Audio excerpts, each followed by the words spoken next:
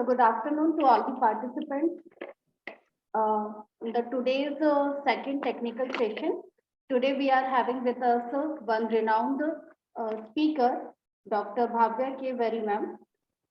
She is working currently working as an assistant professor of psychiatry, National Institute of Mental Health and Neurosciences, Digital Academy, Bangalore, Karnataka. Before starting, I would like to give a short introduction about the ma'am.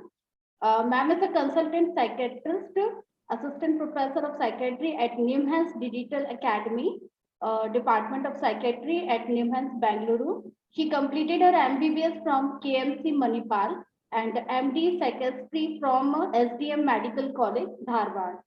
She did her senior residency from St. John's Medical College, Bangalore. She is actively involved in conducting the online training courses in the blended training platform. Her area of interest include perinatal mental health, de-addiction, stress management, consultation, liaison in psychiatry. So I would like to welcome you, ma'am, on the behalf of entire Sage Group and SIRT Pharmacy. Please welcome, ma'am. Yeah, thank you. So let me take on from here.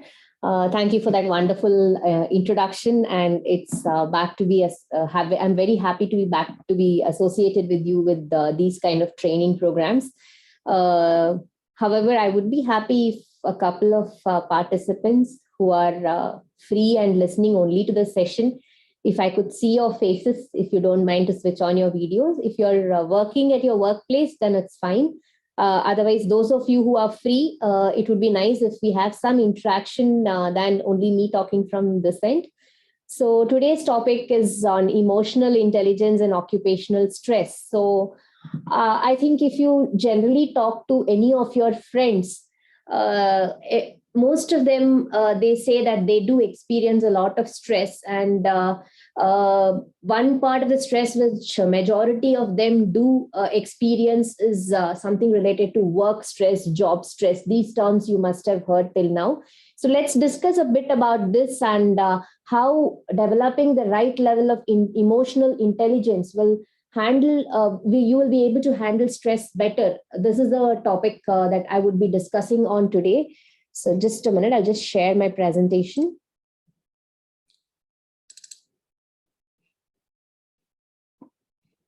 Are you able to visualize my screen? Yes, ma'am. Yeah, okay. So this topic is a bit theoretical, but however, let me try to give some examples and make you understand these concepts so that it is less boring and not a very boring topic for you all. So let's see, what is emotional intelligence? So it's the ability to identify, use, understand, and manage emotions as well as emotional information. So some of them may not directly express emotions to you. However, while you talk to them, the way they talk, the tone at which they talk, the facial expression at which they talk, so these things will give you a lot of information. There is a lot of variation or individual differences in each of our ability to both utilize emotions as well as these emotional information. Our understanding ability also is quite different among all of us. So it is said to be a product of the genes which we carry, or the heredity factor, which with the interaction with the environment determines the amount of emotional intelligence that each of us hold. And like how all of you have heard repeatedly about IQ, oh, this person has a high IQ, this person has a low IQ, these kind of discussions. So in terms of intelligence, which is intellectual intelligence, like the thinking, reasoning ability, these kind of logical thinking. So the way in which our brain functions in terms of a task is different from this emotional quotient, which is more of an emotional ability to understand and process emotional information. And this is a scientific measure for knowing differences between the people's ability in areas of emotions. So this concept was brought first time by Mayer and Salovey in the year 1993. So, so to concise the thing that I discussed, so it's the capacity to reason with emotion so as to perceive an emotion, to integrate it with our thought, to understand it, as well as to manage it. So all this together comprises emotional intelligence. So whom do we call that this person is emotionally intelligent? So to define that, I think few qualities which we can describe is identify somebody who is able to identify and perceive various types of emotions in others, as I mentioned, through body language, by seeing the facial expression or face value of an individual, by the tone of voice of an individual. More important is being aware of one's own feelings and emotions and being able to manage that. Integrating the perceived emotions in his thought, like for example, while analyzing, while problem solving, or when someone is taking a decision. In decision making also, sometimes we do not go with just, okay, a person did this, let's do this back. Somewhere we tend to make some emotional decisions as well. So that also is what determines how emotionally intelligent one is. Also have proper understanding about the nature, intensity, and outcomes of showing our emotions or understanding others' emotions. Most important is exercising proper control and regulations over expression and use of emotion in while we are dealing with ourselves as well as others, so that wherever we are, we tend to promote a lot of harmony, prosperity, as well as peace.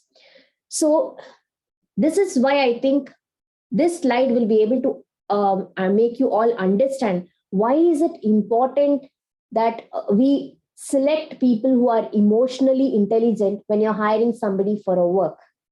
However intelligent a person is, if this emotional intelligence in that person is not very well developed, it is going to be very difficult to work with such individuals. So 4 A's has been given for emotional intelligence by Jetta Lautenschlager, who's from Hamden, US. The first A being awareness, that is, we should be able to feel our own emotion. Oh, I am getting angry, let me do something about it. Oh, I'm feeling sad, let me do something to improve my mood. So only if you feel an emotion is something going to happen further. Second thing is acceptance. If you're feeling sad, you have to accept it without being judgmental about it. So feeling an emotion without judging it, or telling that, oh, I should not be a person who's feeling sad, or I should not be a person who is getting upset easily. Accept your emotions so that you will tend to act in a better manner. Next is the attitudes, which are the beliefs attached to emotions. All right. This also plays an important role. If our attitudes are positive, we tend to develop positive attitudes, then even if we are in a negative emotional state, we'll be able to pull ourselves up with these positive attitudes. Lastly, the actions, the behavior which we show based on our emotions and attitudes. All right. So even if you're emotionally upset, if your attitudes are positive, you'll end up showing actions which are more towards improvement of those negative emotions than pulling yourself further down. So these are the 4 A's which we need to understand for understanding the emotional intelligence. So the first time somebody describing this emotional intelligence at workplace, a significant person who's worked in this area is Daniel Goleman. So he was the one who studied the educational and social implications of emotional intelligence and told that for the welfare of the individual as well as the society, emotional intelligence plays a very important role. IQ of an individual determines only 20% of his success in his education or career or general in life. EQ is much more powerful than this in determining the success of an individual. And one thing that we all need to realize is that EQ can be trained. And those training done at very young age, like say during school days, during college days, or as an early trainee, is something which makes a person much healthier and mentally healthier, enjoy his work and have a successful career ahead. So those people who have given importance to this emotional intelligence are more productive employees.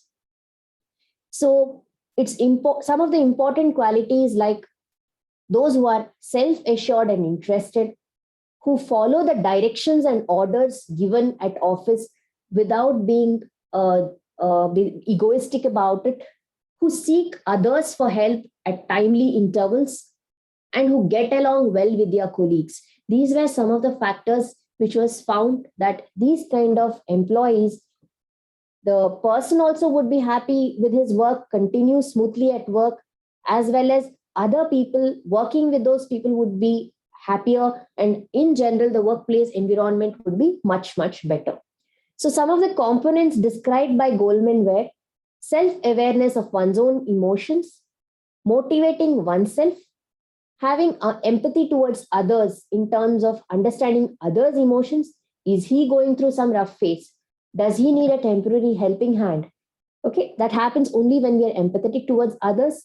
And handling relationships.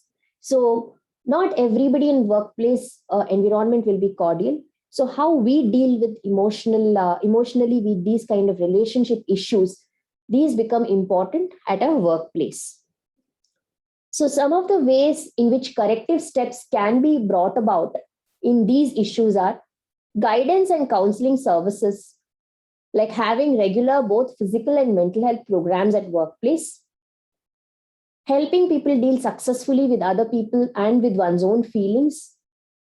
This will in turn lead to one's success in one's own area of achievement. It is usually seen that workplace problems, when analyzed, was usually because of mishandling of sentiments, feelings, and emotions happening between few individuals. So whenever proper education opportunities and efforts are made for training of emotions and development of proper emotional intelligence, then this definitely leads to success. So ultimate goal should be those employees working in an workplace environment, they should be trying to progress and let others progress, and learn to live and let others live as well. So this would be the steps towards it. So how does the development of this emotional intelligence happen? So you must have heard, for IQ to be good, what kind of training should the child go, and now of late there are a lot of miscellaneous extra programs that the parents put the children to in order to make sure that this child's IQ development happens well, because they say, again, there also it's the product of the genes the child holds as well as the environmental exposure he gets in the development of IQ. Similarly, even in the development of emotional intelligence, there has to be some steps that has to happen. So developing the ability to correct the personal feelings both in oneself and others. So where are we going wrong? Where do we need to modify ourselves? As well as for others, like where is this person going wrong? How can I improve my relationship with this person? So if this kind of thought process is put regularly, this can be avoided. Giving up as well as misperception of feelings in others is something that needs to be handled. Avoid the suspicion, hatredness, and aggression coming up regularly. Be a good listener. Understand others and their feelings. Such individuals will score very high on empathy and end up being popular at workplace. Learn integration of thoughts and emotions, that is both heart and mind need to work together so that appropriate behavior is shown at the right time. Do not suppress emotions and strike a balance between rational thoughts and emotions. All right. It's important to show our emotions regularly, but the way we show those emotions is what makes it different. So no emotion can be considered as unhealthy. All emotions are healthy because they unite the heart, mind, and body. Showing negative emotions like anger, fear, sadness is as healthy as showing the positive ones like peace, courage, and joy. But learning the art of expressing these feelings, one's feelings, emotions, what is the right way of doing it?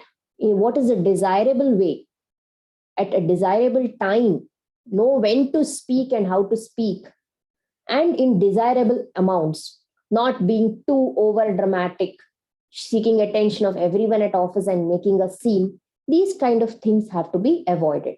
So don't allow emotions and feelings to develop as a hindrance or obstacle in your journey or in your career, such that once a negative image is created, the world in which we work is so small that it can just, spread across as a very, very volatile information to people around you.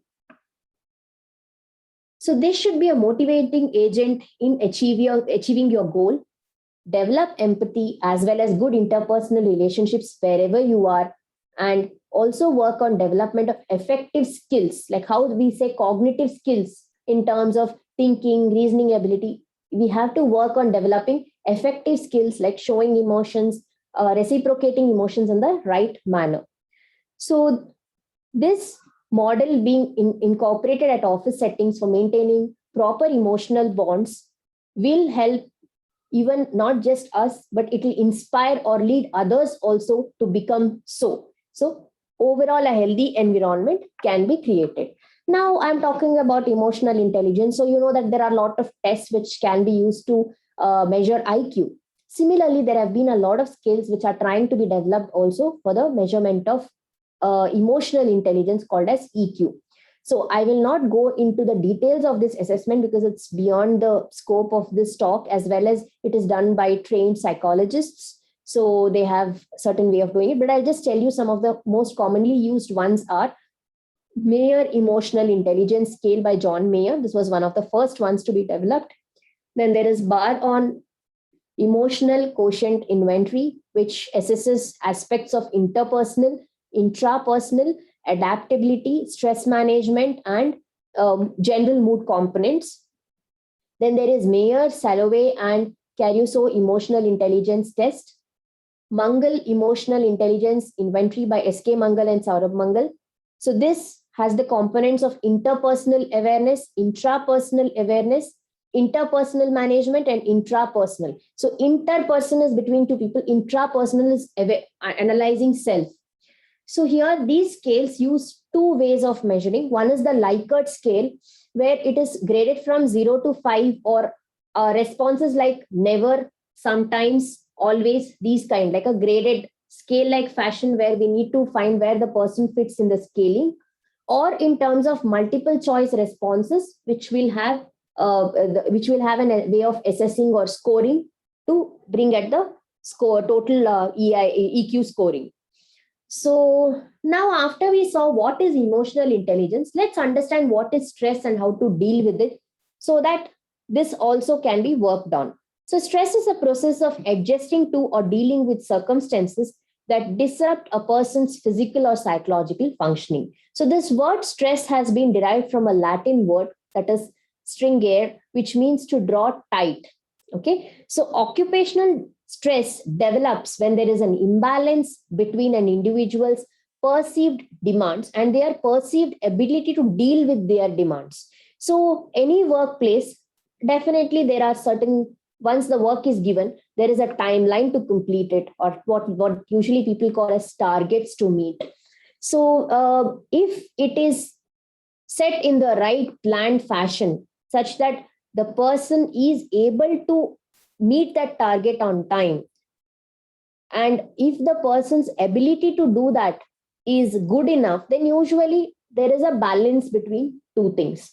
So either if the employer puts unrealistic demands on the employees, or employee is already in some kind of emotional state where he is not able to function well, or in a stressful state where he is not able to perform well, though the demands are realistic, the person will not be able to meet the expectations of the employer. So in either of the situation, so too much expectation beyond a point from the employer, or poor performance of the employee, not able to cope up and do the work, both situation can lead to occupational stress. So this definition of occupational stress was given by Lazarus and his team.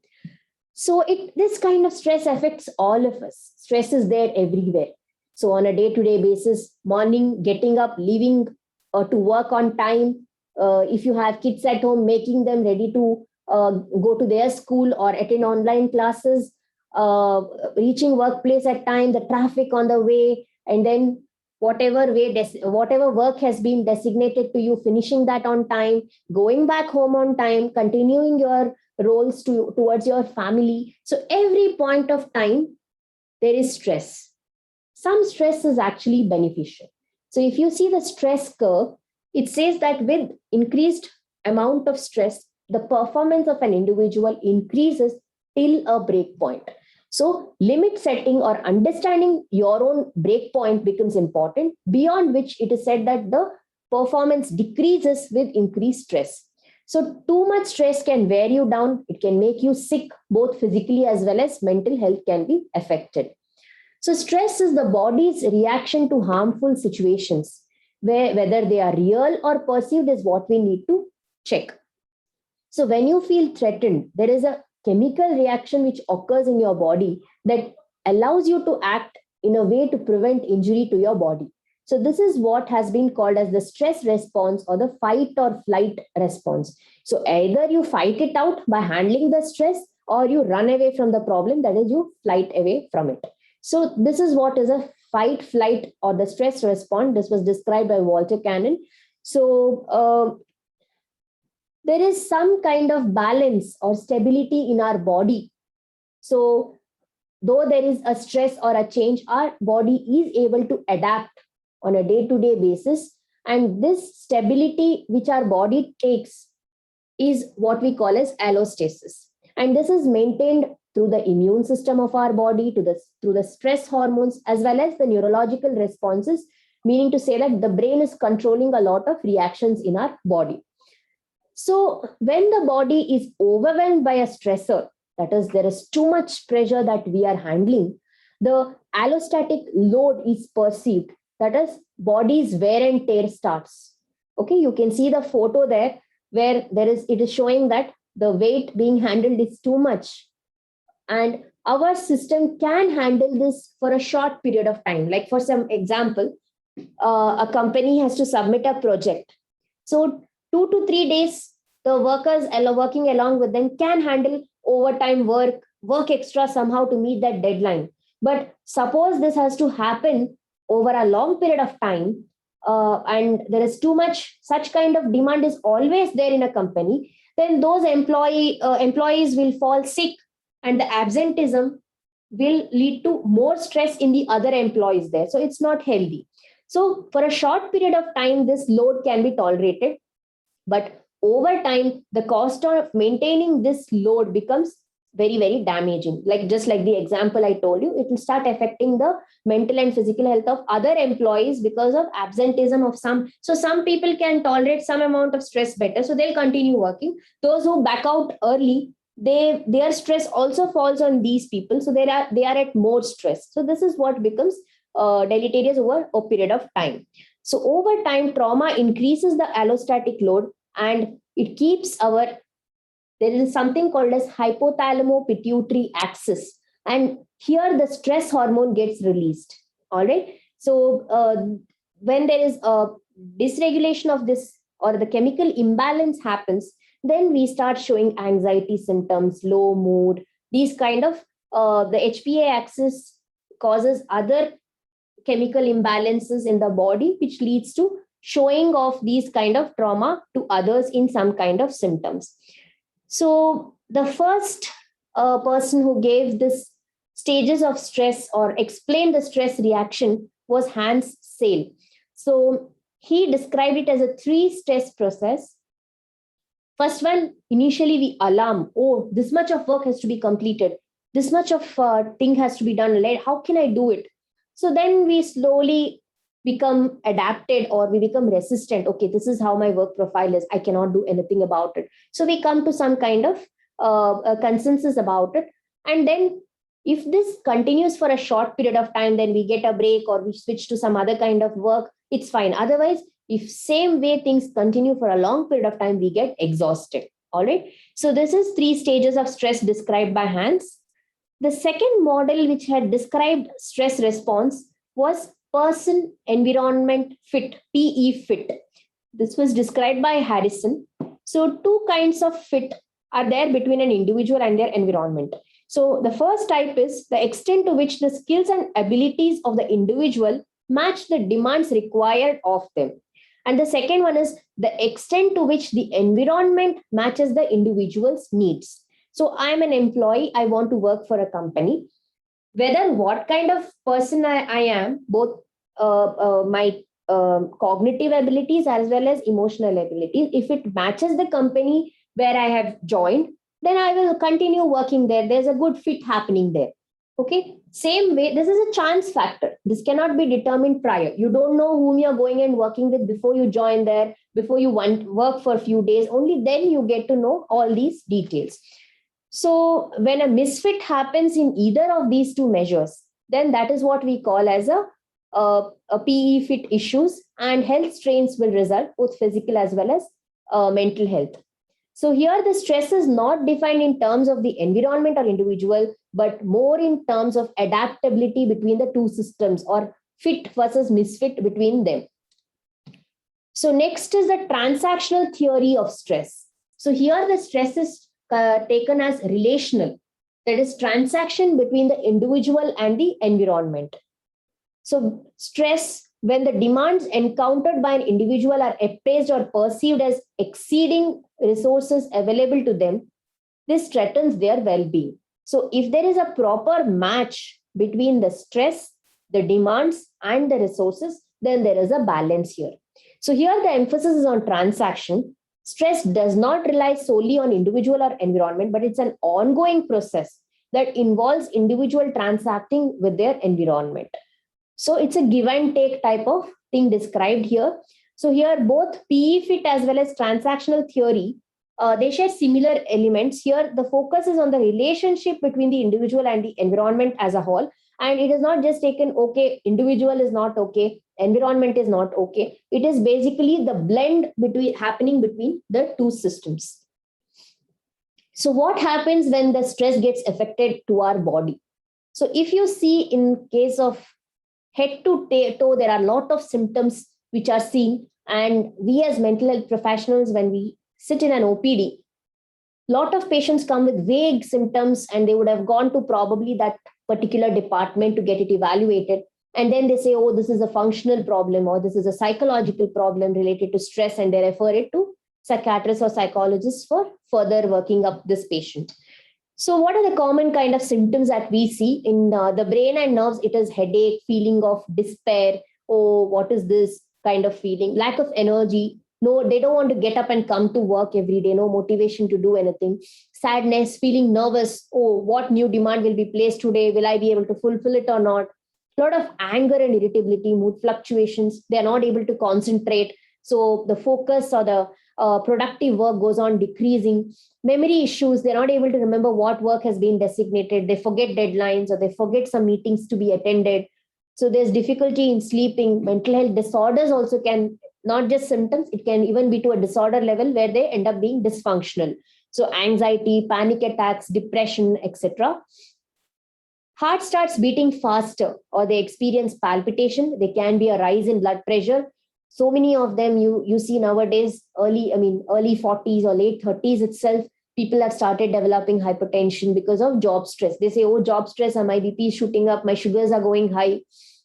This is also very common. And there's also increased risk of high cholesterol and heart attacks. In stomach, it's usually the acid-related issues. So nausea, stomachache, heartburns. Sometimes overeating to manage the work-related stress can lead to weight gain. And they can be either increased appetite or decreased appetite. Okay, both. If there's too much of nausea and gastritis, then there'll be decreased appetite. If they find as eating helps in reducing their stress levels, then they end up even having increased appetite. As I mentioned, in pancreas, it's increased risk of diabetes. In intestine, they can have symptoms like diarrhea, constipation, and other digestive issues, alternating the diarrhea, constipation, and bloating sensation in the abdomen, all these.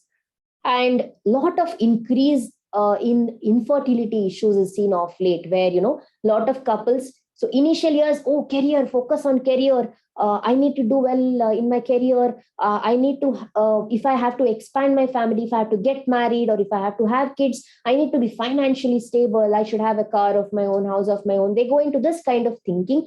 And by the time they try having a family, they're usually 35 plus, something like that. And then, they, by then they have, because of stress, they've developed so much of irregular menstrual cycles, PCOD problems, their sexual desire itself is low, or the contact time or planning a sexual activity becomes difficult because both husband and wife are busy in their workplace.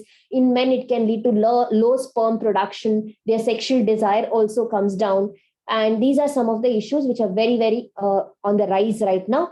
And other issues like acne and skin problems, muscle aches and increased muscle tension causing a lot of aches and pains, increased risk for low bone density, and weakened immune system makes them more prone for infections, and even recovery from illnesses becomes very, very slow.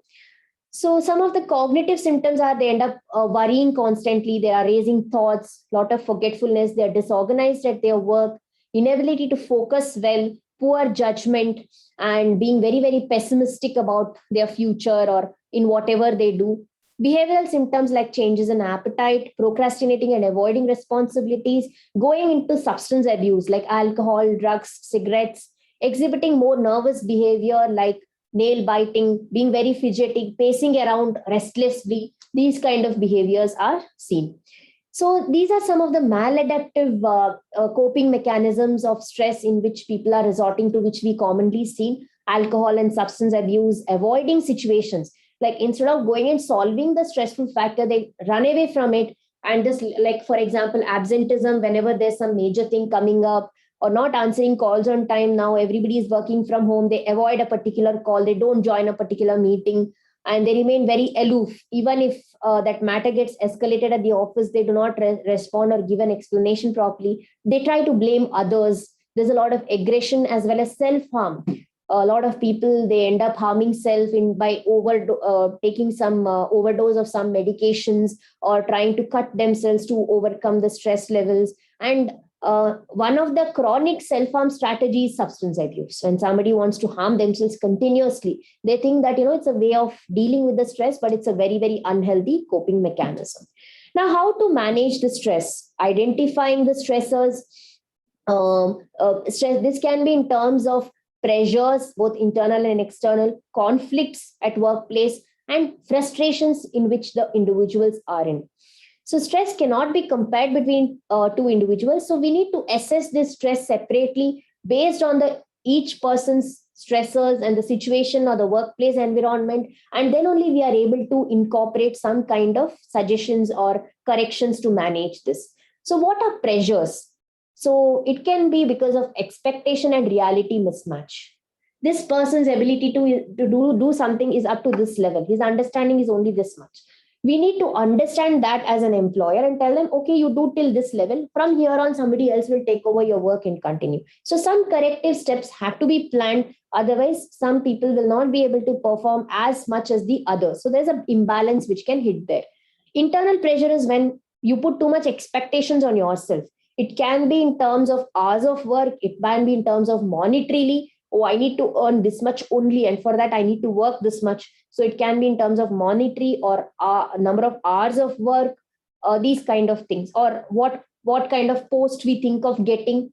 Expectations from others. Okay, family says you need to earn this much to pay this much out every month. So it can be again in terms of expectations from our bosses, from family. So these are all external pressures. Even if we have unrealistic expectations about ourselves, it becomes difficult and leads to a lot of pressure building up within ourselves. So if all employees joining a company are expected to perform at the same level and learn work at the same pace during the training programs conducted in the beginning. So as an employee, we need to be flexible. Okay, this person is a slow learner, but he's picking up well, he's trying his best, we should give him a chance. So this is something which employers have to be trained about, or the seniors in the company have to be trained about. So it's important that we accept the capacity of an individual, and skill enhancement should be done such that understand the strengths of that particular individual and make use of it, overcome the weak skills by removing that responsibility from that individual and giving it to somebody else who's good at it. So this can be something planned at a workplace. Next, conflicts in choosing right and wrong. Underlying feeling here is fear. What if I have done wrong? So this prevents a lot of individuals from giving their best.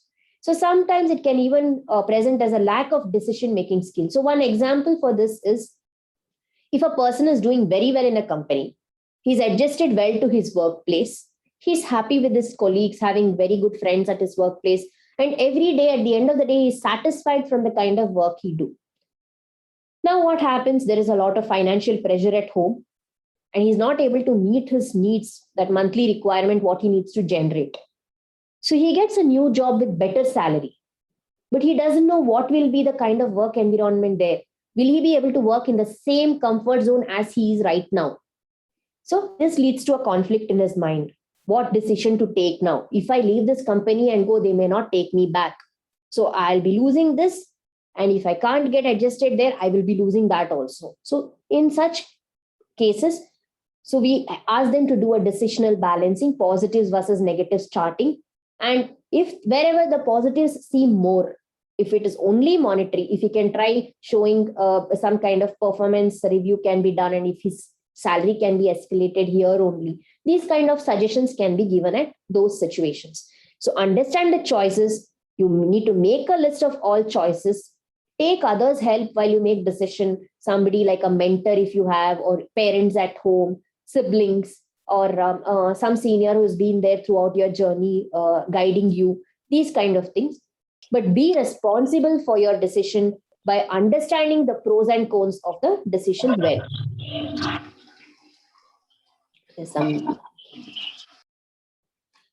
So frustration is something which develops at workplace if there is a lot of hopelessness happening there, or if you are feeling incapacitated at your workplace, like whatever you do is not leading you to good results, you get frustrated.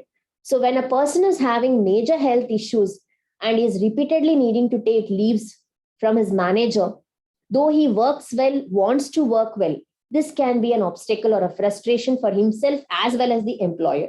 All right. So in such situation, it's important to understand your role whenever you're taking up any responsibility, whether I am suitable to do this kind of job or not, whether my health will permit me to do. So take this decision in the beginning itself. Be assertive to say no if you feel you're being overburdened and that is the cause of your ill health. Be assertive or learn to say no. Accept the realities and plan accordingly, and take care of self and balance the situation accordingly. This is how you need to cope with frustrations. So different approaches while coping with stress. There are two main approaches which are there. One is the task-oriented and one is defense-oriented. So task-oriented is mainly a problem-based approach or a reality-based approach. So here, occupational stress can be dealt by training regarding the work in advance, developing timelines, giving realistic targets to the employees. This is some way of reducing stress by task-oriented approach. Defense-oriented is by dealing with person's response towards stress, emotions, and feelings. This is the focus of the approach in this. Can be done by giving reassurances, positive affirmations, so that the employees will get adjusted to their workplace better. So there are some models which have been described for occupational stress. So there is no model which has been proved as most effective, but in some ways, some companies take up different ways so that the stress is handled. So one is the job demands control model. Here it is an interaction between the job demand and job control. So job demand is by the employer. So this is an independent variable measures stressors. So this is the workload demand. So what is being given by the employer for the employee to do. Job control is the way the individuals take control over the tasks and conduct during their working day, what kind of behavior they need to show or the conduct they need to show. So this is under the control of the employee. If the job demands are high and job control is low, then there is a strain there. So there should be flexibility from both people here. So demands also have to be put realistically. The control of the employee also should be suiting towards the task. Only then it will lead to a healthy work environment. Otherwise, it can lead to mental and physical health problems. Second model was effort reward imbalance model causing stress. So emphasis here was on effort and reward structure of the work. So there's a reciprocal relationship between the efforts and rewards obtained from the work. So if at all the effort put by the individuals, uh, uh, this is basically measured by the job demands of which are being put upon the employees by the employer. The reward also should be given regularly by the employers in terms of regular salary, job security, career growth options. These are some kind of examples. So if there is high effort and low reward, or vice versa, both way around, so there should be a parallel relationship. If there is a reciprocal relationship here, this can lead to a deficit between the employee's cost and gains. There will be a stress in the employee here, leading to disease and ill health. So a parallel way of, okay, performance increased, more effort by the employees, give higher rewards. Then this problem can be dealt with and there will be no stress here. Next was a burnout model.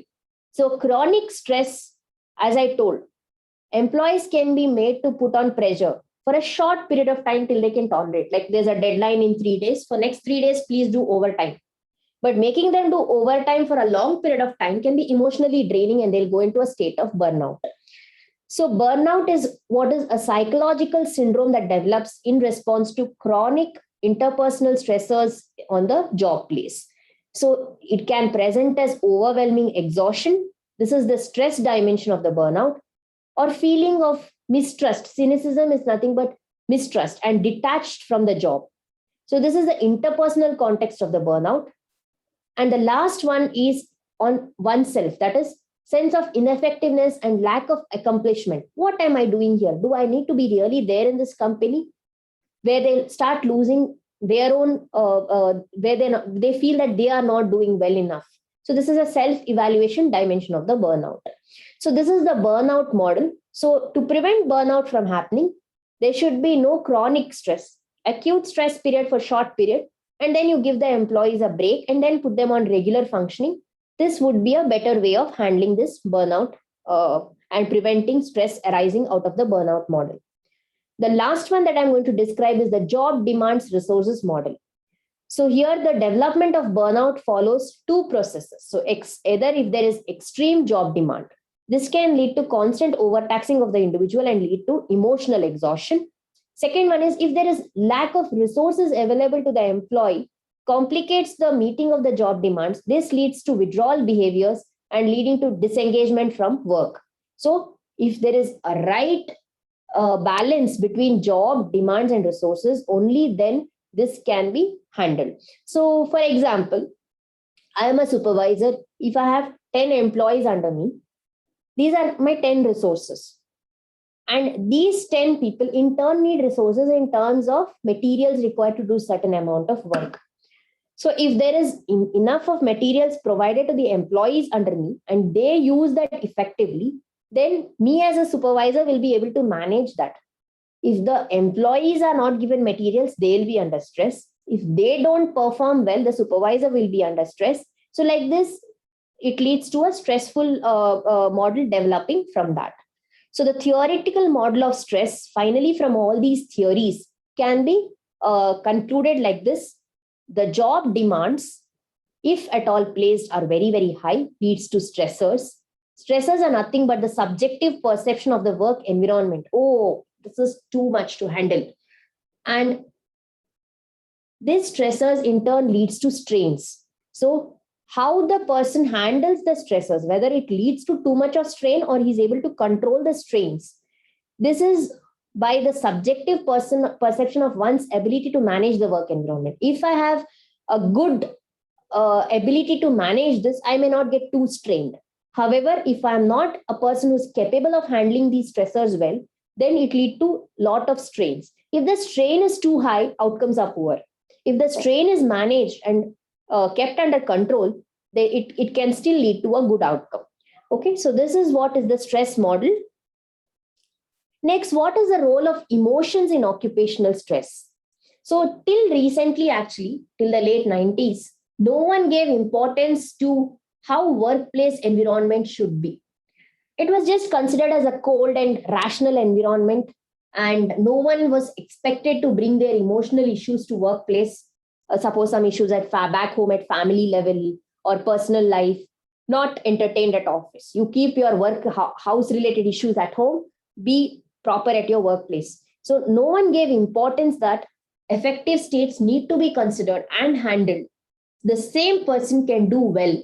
Suppose somebody has been an employee at a workplace for say 10 years, all right, and in these 10 years, if he has done really well and last 1 month he is not performing well, would you want to target that individual saying you've not done well, or would you want to check with him what is the issue, what difficulties are you having, can we help you in some way, have some counselor if it is a big company to talk to allow these people to go and talk to, have some emotional ventilation sessions happening there.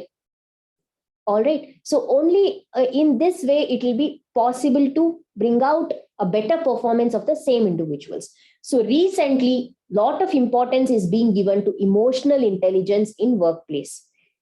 So here, if at all they are bringing their affective traits, states, and emotions to the workplace, recently importance on determining the impact of using and managing these emotions in workplace, how to set things right, how to handle the emotional issues. These things have been thought of, and the differences between employees in dealing with the emotions, and this is how this has an influence on the work environment, has been thought of recently. So the role of emotion in the stress process is important, and this was what was described by Lazarus. And both emotions and stress are interdependent. Where there is stress, there is emotion also. So no one will be angry unnecessarily. Only if they're being put on too much pressure and they're not able to handle that pressure, they tend to get angry or irritable. If somebody is doing things at the same pace and everything going on smoothly, then there is no emotional outburst that happens at workplace. So definitely, whenever stress levels are high, emotional expression of that individual also increases. So next, how to handle mental health and how to keep the stress levels under control. So feeling under pressure is a likely experience. It's a normal experience. All right. So stress doesn't mean that you cannot do your job or you are weak. All right. So, but only thing is, sometimes, as I told you, stress will increase the performance also. But managing your mental health and psychological well-being with your physical health by using self-care practices. Like, for example, each one of us have different kind of stress busters. Some of us like listening to music and it just puts our mind into a different state. Some of them adopt relaxation techniques, which may be in terms of yoga, meditation, deep breathing exercises, and more detailed way of doing things. Like, for example, there is something called as Jacobson's progressive muscle relaxation techniques, JPMR, for those people who experience more amount of stress that can be used. All right. So there are a lot of relaxation techniques. There is a new concept called as mindfulness, where thinking at the moment without worrying either the past or the future and giving your full for doing something at the moment. So this mindfulness meditation is on the rise right now, and people find it very relaxing. And there are a lot of apps also where this mindfulness meditation has been promoted, and you can have a personal instructor giving you instructions and you can experience this mindfulness meditation. So promoting such self-care practices. And recently you must have heard that workplaces also have gyms, playing areas, like, for example, a badminton court, or where employees are allowed to take a break, 1 hour of break sometime, go do. So they log in, log out. The total duration of work put by them is taken as per their login, log out. And if they want to take a break from their workplace, go play something and come back and sit to work, it is encouraged, it's entertained. So self-care practices about managing both physical and mental health needs to be planned regularly. And this should be a part of any workplace environment. Also, it's important that whenever we feel the stress, we need to handle it on time by using helpful coping strategies, sufficient rest and respite during work or between the shifts of work, eating sufficiently, eating on time, and make sure that you're eating healthy food. Oh, I don't have time to cook. Let me just order some packed food and eat it off. Let me keep ordering from the restaurant and eating. So too much of junk, oily food being consumed. Engaging in physical activity also becomes important. So however busy you are, keeping at least half an hour per day, as per even the American Heart Society guidelines, cardiology guidelines, also states that half an hour to 45 minutes of vigorous physical exercise where you pant at the end of it or sweat for at least 4 days a week is mandatory as a preventive method in developing any cardiovascular diseases like heart attack or blocking of various arteries of the body. Okay. And make sure you get adequate sleep. Okay. Never compromise on your sleep. At least 6 hours of good sleep is what they say is mandatory for you to not get burnt out on a long-term run. Stay in contact with friends and families. Talk to them regularly. Share your emotions. Have regular emotional ventilation. So if at all it is issues with the workplace, do not discuss it with your workplace colleague. Talk to somebody neutral who doesn't bother about your workplace, or it doesn't matter to that person at all. You share it with your office colleague, he may, create unnecessary problems further and put you in more stress. Similarly, you have problems at home, discuss it with workplace colleagues because they won't involve in your family issues. So know whom to talk to. Make sure that the person whom you talk to is somebody who is less problematic or or is more willing to listen to such problems. Avoid unhelpful coping strategies like resorting to alcohol, tobacco, or drugs, as these also have a consequence on your mental and physical well-being, and they're not a useful way of coping in the long-term run. Regular use of these substances can lead to a lot of mental health issues as well as problems at workplace further. It's not going to be a long-term solution. Use methods to de-stress which have helped you in the past. Like, for example, whenever previously you were at stress, how you came out of that stress, what kind of game or what kind of recreational activity, what kind of some people like going on a road tour for 2-3 days and coming back, or some of them just like taking a break for 2 days, sitting at home watching TV shows, binge eating, and just that kind of break. Some of them like to go to some religious place for some kind of break where there is a lot of prayer and religious activities happening, meditation happening. Sit there, and they find that as there was, sometimes, some companies hold something called as retreats where they take them to some place, these kind of places. In Bangalore, this keeps happening where a lot of companies are in touch with Ravi Shankar Guruji's ashram. So these kind of activities can be thought of. Right work-life balance and keeping enough time for leisure and recreation is important. Stay connected with your loved ones, and regular ventilation of emotions need to be planned and done. And turn to your colleagues, manager, or other trusted people for social support. Because sometimes without your knowledge, you may think, okay, only I am experiencing this. You may not share it with your colleague X. But colleague X will also be feeling the same and not sharing with you. The moment you share your emotions, oh, this is too stressful, this current project, I'm not able to do it, it's becoming too much on me. If you share it with your colleague, and when they say, I also agree with you, I think this particular one is really taking a toll on us, you will feel, oh, I'm not the only one feeling the stress. It's normal to feel this stress. So the attribution or the attitude or the belief you carry with this, will kind of make you feel calmer that all of us are in the same boat. So let's support each other and try to complete this project. So this kind of, while you share such feelings with your colleagues, it will be helpful for you. Be kind to yourself. Keep telling you are doing your best and make sure you do your best. That's all you need to worry. Needn't worry about the results or what is going to happen next or anything like that. So the take home, anything? I can see some. Is it a raise hand or you want to ask something, or is it by mistake? Amrapali? No, ma'am, I'm giving appreciation. That's all for right, your all words. right. Okay, Yeah. Okay, because I saw one raise hand button also coming. Okay. So the take home message, what I want to conclude with, and then we can open up some points for discussion, is emotional quotient is more important than just having a good IQ. Regular training at student life to train on emotional intelligence development has to be incorporated in every schools, and a lot of importance if given to it, at least if not at school level, during that adolescent phase when they are in their +2 or early professional educational courses should include some personality development programs, which includes managing stress, emotional intelligence development, these kind of curriculums, or at least in the first job those individuals take up. So if such kind of regular training programs are held, a lot of emotional issues at workplace can be tackled easily.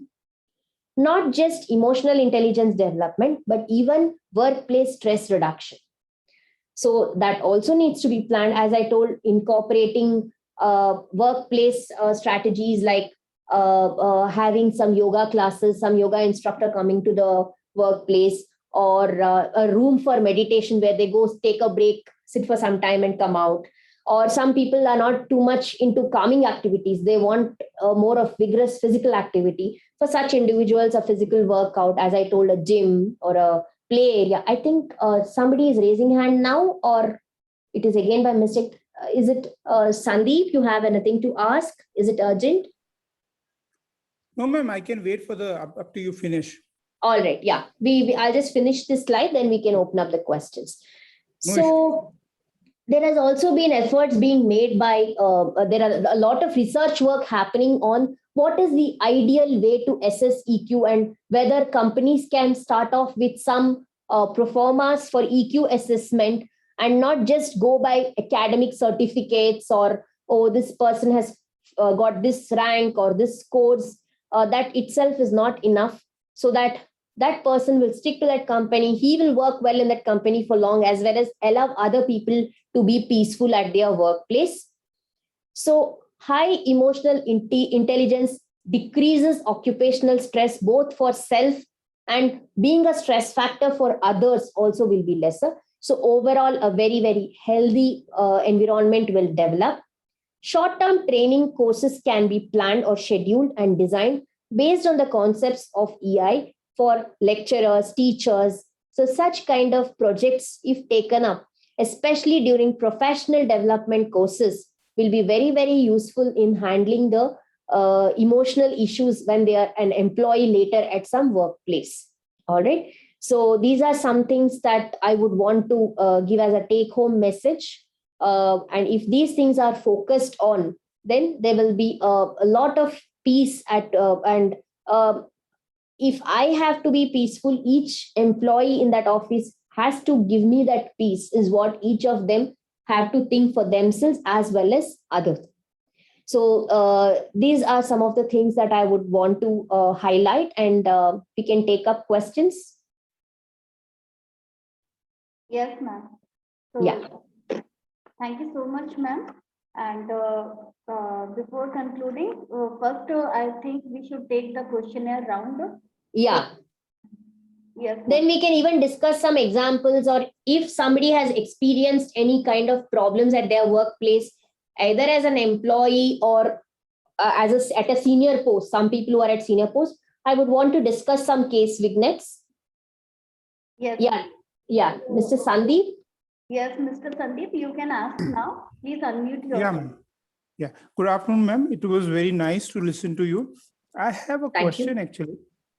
Actually, I have come across a person who was who was withdrawing a handsome salary, but suddenly he has quit the job, and the reason he stated that he feels people laugh at him. Since I have come to know about this, I have been wondering that whether it is a psychological problem or what it is actually. Can you please throw light on it? Yeah. So I think one thing that I have not covered in my presentation is probably screening for mental health issues, also to be done regularly at all workplace environments. So the feature you described, I think this, just by this one complaint, it is very, very difficult to arrive at any diagnosis. But if this person is feeling that he is being laughed at, in addition to this, does he experience something like everybody at office are talking about me? And without even going and clarifying with them, he concludes on this, or even on clarifying, they say, no, we were talking some joke and we were laughing over it. You are misinterpreting. Why would we want to talk about you or laugh about you? Still, this person believes so. Then this is what we call as a delusion. Especially what you are describing is actually, if at all the person holds a false belief with strong conviction, and in spite of people talking to him about him, is not willing to listen and is ready to go to extent of the step of leaving the job, that means to say somewhere is having what we call as a delusional disorder. And the kind of delusion you described is delusion of reference, where they feel that they are being referred to, they are being laughed at, they are being spoken about.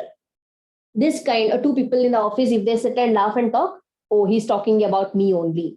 These kind of thoughts are coming in his mind. This needs to be treated. It is a psychological issue. It is a psychotic symptom, what we call as delusional disorder. And with starting antipsychotics, some medications which work towards breaking these beliefs or reducing the conviction related to it. Then but also this is not enough. This history is not enough.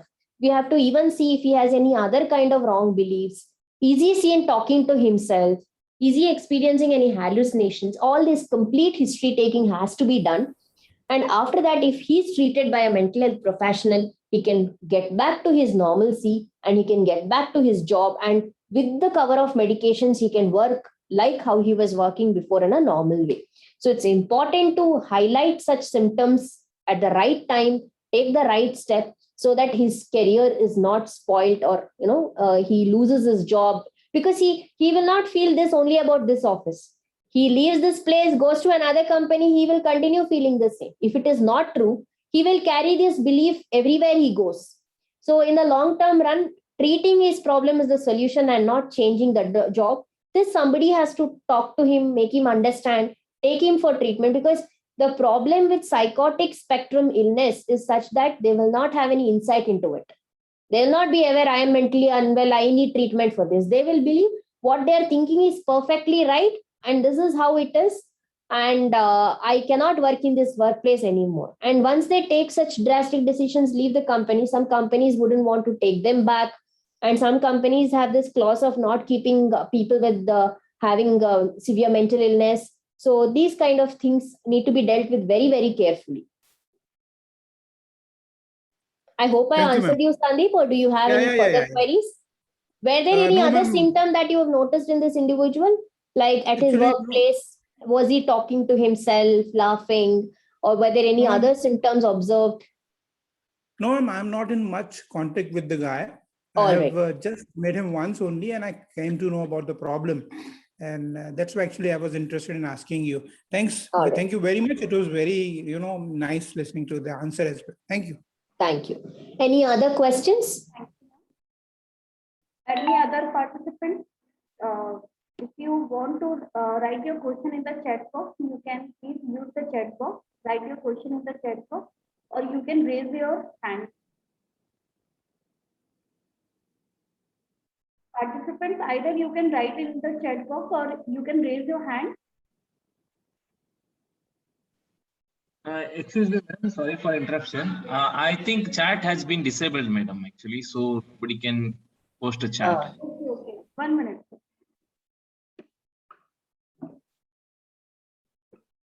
Yes, sir. Sir, can you please check it out? I have done the setting of chat box. I have changed the setting. Okay, sir. Participants, now you can use the chat box. All right. Now I have a question to all participants, though I am not seeing most of you. At least I think there are a lot of buttons that you can press there. So one thing I would want to know is, I think we have about, say, 40 people here logged in. Is it 40 or? Ma'am, it's 76. 76. Okay, so I'm not able to see all 76, but what I want to know is those of you feel that you are at occupational stress. I want you to just put your raise hand button there.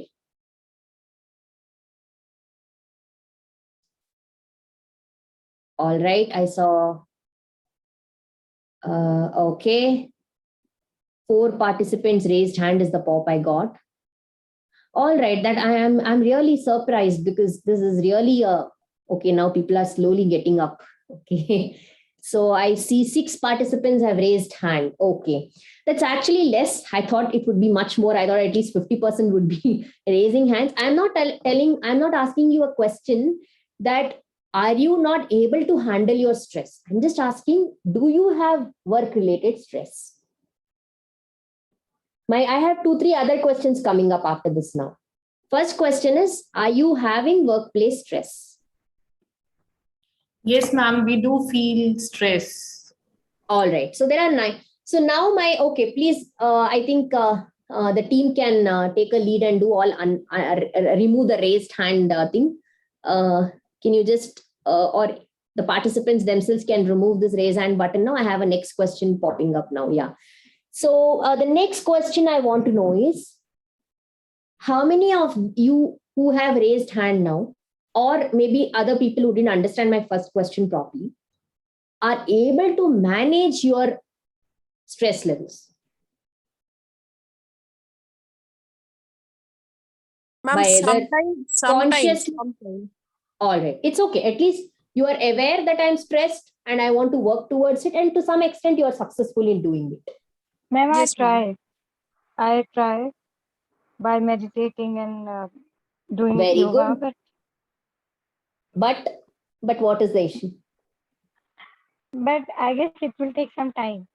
I mean, it's not, it's not that easy. I mean, I I'm agree. trying. Ma'am, it's like a flashback there, somewhere lying behind. I'm busy with my work. I'm enjoying dance or music, but it is lying somewhere. All right. And that comes like an anxiety, ma'am. When I go to sleep, I feel asleep, and that causes anxiety. All right. Okay. Understood. Now I want to know, okay, some 2-3 of them are able to manage it well, is what they're telling. So now I did hear from Priyanka, but the others 4-5 who raised their hands, can you tell me if you are having any, is the stress level affecting your performance or functioning? And if so, what kind of No, ma'am. stress Not any phenomena? No, ma'am. It is not affecting because I'm working with 2-3 institutions. Like I'm looking after my business.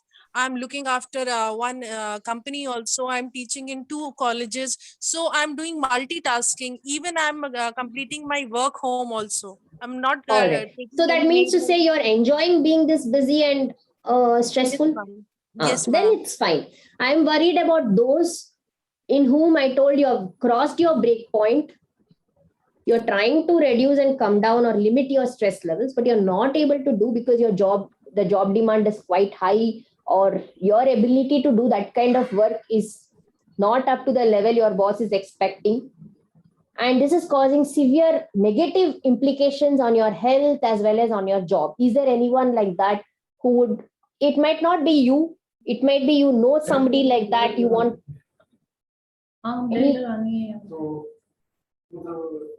I think somebody, it's by mistake they unmuted. Yeah. So any incidents like this, anybody would want to bring about, either about themselves, or maybe you are an employee under you, or your student or trainee.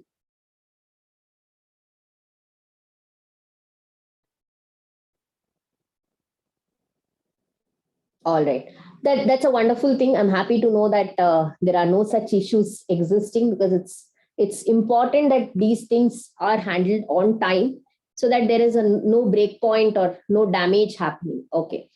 So now I think a couple of questions have come in the chat. Can we take them? Okay, this is a response to my question itself. Yes. No question. Yeah, no queries as such here, I think.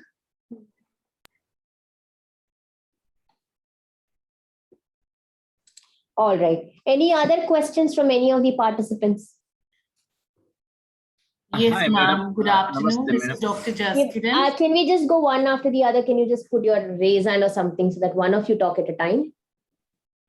Okay, you please proceed. I'll ask later. No worries.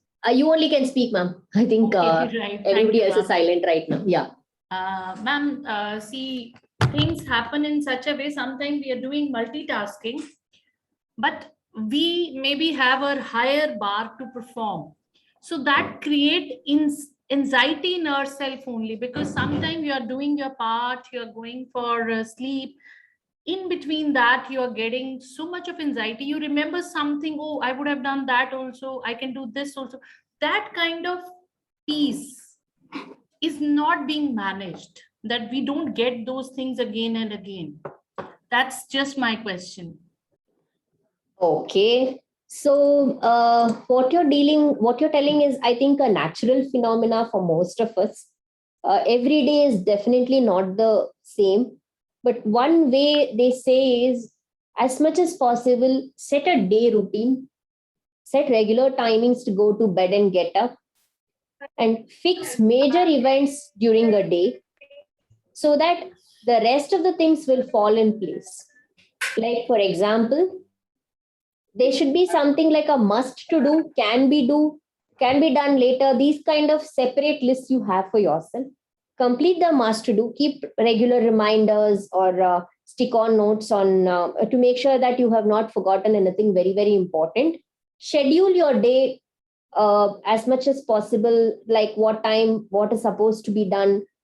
One thing that really helps is, before you go to bed the previous day, take 10 to 15 minutes time, either on your phone or on your on a sheet of paper or a stick on note.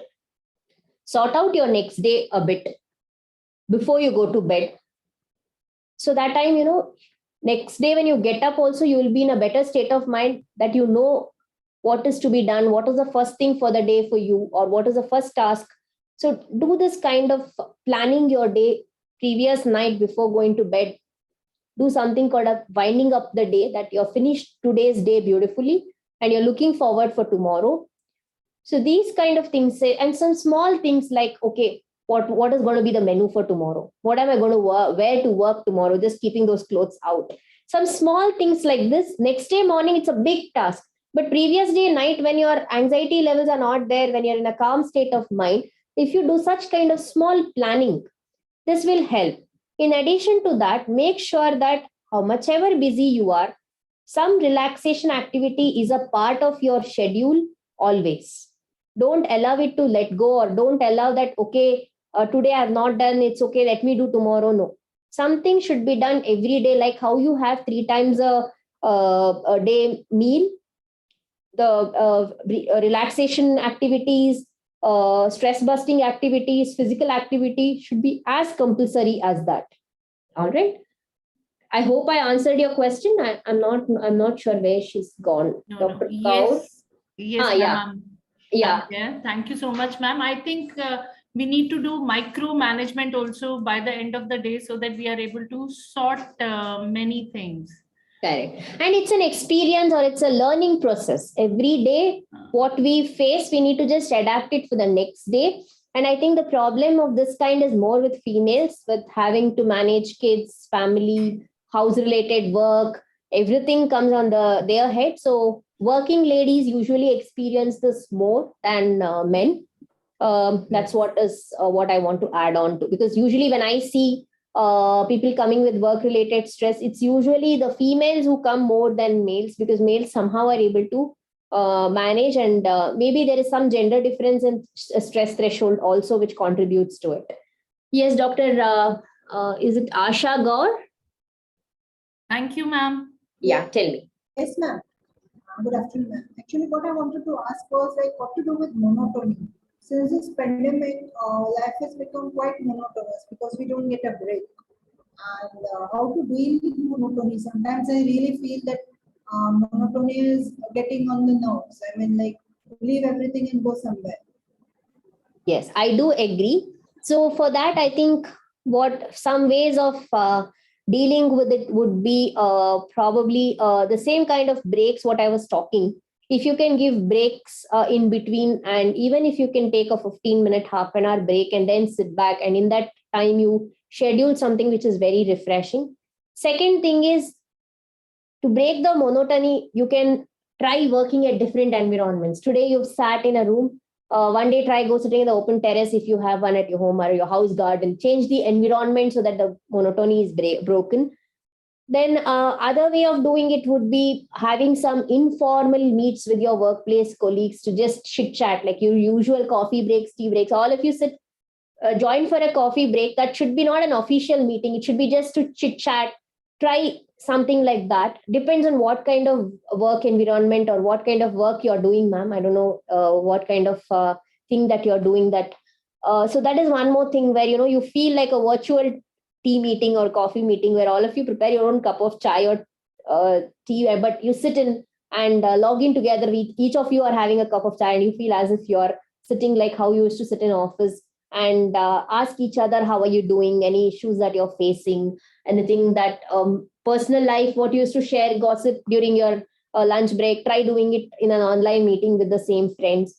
Other thing is, post working hours, try to take a good break. If you have a safer area near your house where you can go for a walk, fresh air, or if you there's some time with family time, I think is usually a very good stress busting activity. And I think now, hoping that things are slowly like, I don't know, at least in Karnataka, Bangalore, there are colleges, professional colleges have restarted, and now it's even started, I think, up to class 6 or something. So I think what we are talking due to the pandemic right now was a bigger concern last year than this year. This year, slowly things with vaccinations completed, with people able to go out of the house and some at least small gathering functions being allowed, there is some amount of social life coming back. And this is an exceptional time. This is not going to be like this forever, hoping so. Things are going to get better, and this is a temporary stress factor. And I think we'll hopefully all of us will be able to meet up and with our friends, family, and this kind of monotony will change gradually on its own is also what I believe. So hoping that will happen soon. I don't know if I answered your question, ma'am. Is there any other point that you want to raise in the same topic? No, ma'am. No, ma'am. It's absolutely good. And thank you so much. Yeah, all right. Dr. I can see Patil, BB Patil. Is it right? Hi, madam. Namaste, madam. Yes, Tell thank me. you for the session to all the team. Actually, madam, I had questions like, I was thinking like being into IT, nowadays we are sitting all the time in front of computer, feeling the stress. But earlier, comparatively offline work, where we are not feeling so much stressful. So do you have any suggestions how can, because most of the people are spending more time on even work from home. It's expanding our time hours, like 1 hour, 2 hour extending. So sitting in front of computer is becoming a stress life. So any suggestions, how can we avoid, because we cannot lose job as well, we have to hold those things. Yeah, I think 50% of the points which I have to tell you, I think I already answered when I answered Asha Gaur, madam, just now. So some of the points are in common because she was talking about monotony or talking about sedentary lifestyle. So see, when it is related to workplace and sitting down in a place, no sound, is it so? Are you not able to hear me? No, ma'am, your voice is completely. All right, maybe then there's some audio issues with them only. Okay, so when it was all these, I am more worried about people who've been working from home even before the pandemic, because if it is only due to the pandemic, hoping that soon things are going to be back to office and back to moving around and having a more less sedentary and more active work environment. But for those of you who continue to need to work in a sitting position, I don't know what real suggestions I can give, because as I told, if you're in a meeting, like how today all of you have logged in, today there is no mandatory norm for you to all be sitting all this 1.5 hours or whatever. But otherwise, if it's an office meeting, I'm sure you cannot keep your video off, or anytime you'll be like called your name will be called out, you'll be asked a question, you have to answer immediately. If it is such a scenario, then only thing is in between meeting breaks, maybe something that will help you, where you walk around the house or where you're sitting.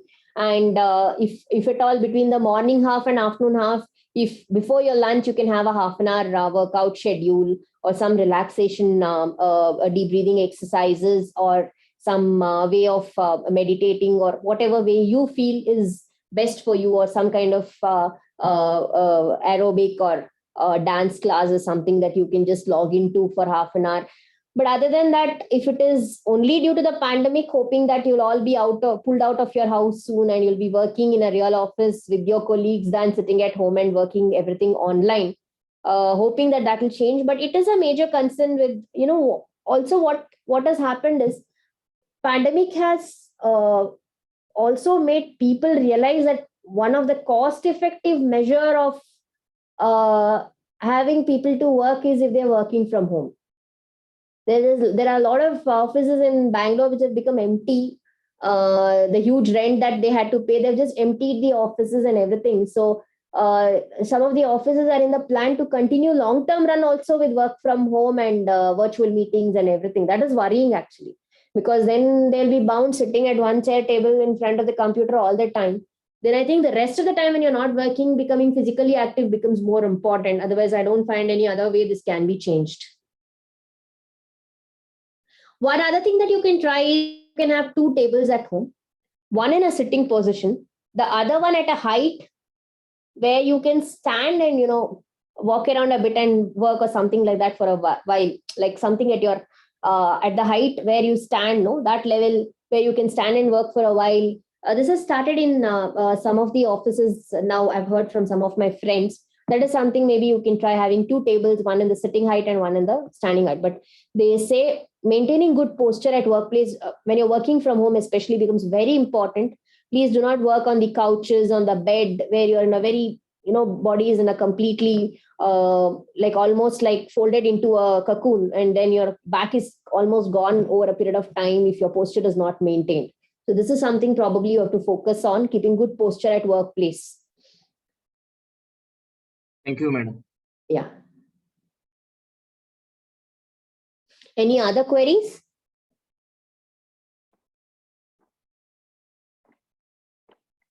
Participants, if you have any queries, you can ask.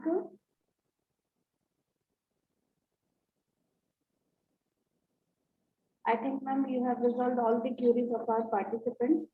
So Okay. I think we should conclude now. So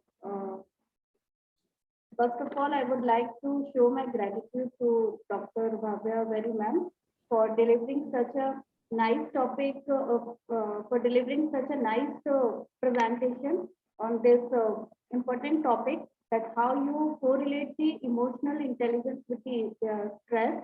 I have noted, I have see all the slides, and I have just highlighted the main contents which I would like to discuss. First, you beautifully correlate the 4 A's with emotional intelligence, that is awareness, acceptance, attitude, and action. That was very nice, ma'am. And you effectively explained about the evolution of word stress, that how the word stress comes out from which language and what is the main meaning about that. That is also very nice and very effective. Each and every point where the stress affects us, our lifestyle, ourselves, and you have explained the various important ways that how we can cope up with this stressful, how we can cope up with the stressful situations in our lifestyle, in our occupational, in our job area. And you emphasized the various themes and models which are dealing with this stress, and gave our participants a very nice tips to reduce their stress in their personal life as well as in their professional area. And also effectively, you have discussed the role of emotional intelligence in regulating the stress. So these are the key points And these are the takeaways I have seen in your presentation. And I hope that our participants also like your presentation, like your lecture delivery. And thank you so much, ma'am, on the behalf of entire Sage Group and SIRT Pharmacy.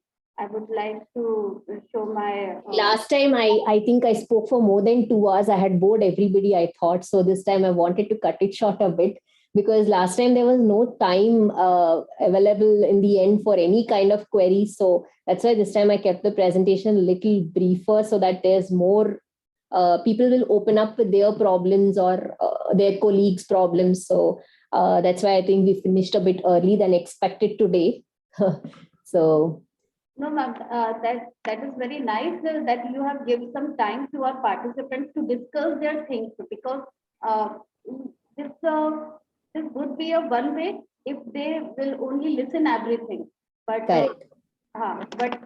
This is very important that they should discuss this the main objective of this faculty development program is that they can share their views, they can share their experience with us, that how whatever they are feeling and how we can help them.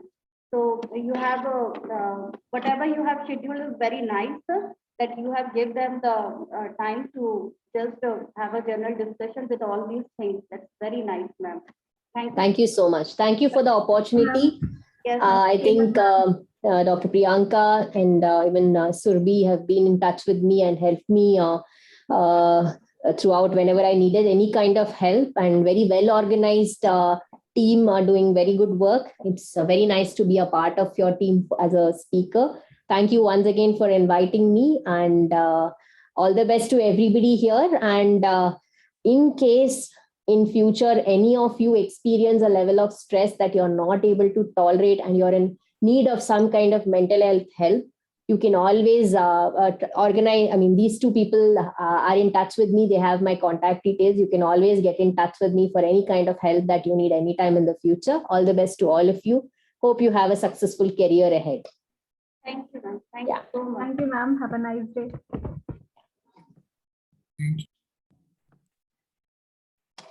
Surbi, ma'am, Yes, ma'am. So there is a small announcement for the participant that we are having small break here for just, we will start our session sharp at 3:30 p.m. or 3:25 p.m. So I request all the participants to stay connected with us. And meanwhile, Priyanka ma'am, can you please share the feedback link or the attendance link for the participants for lecture second? yes. By Ms. Vidya Chale.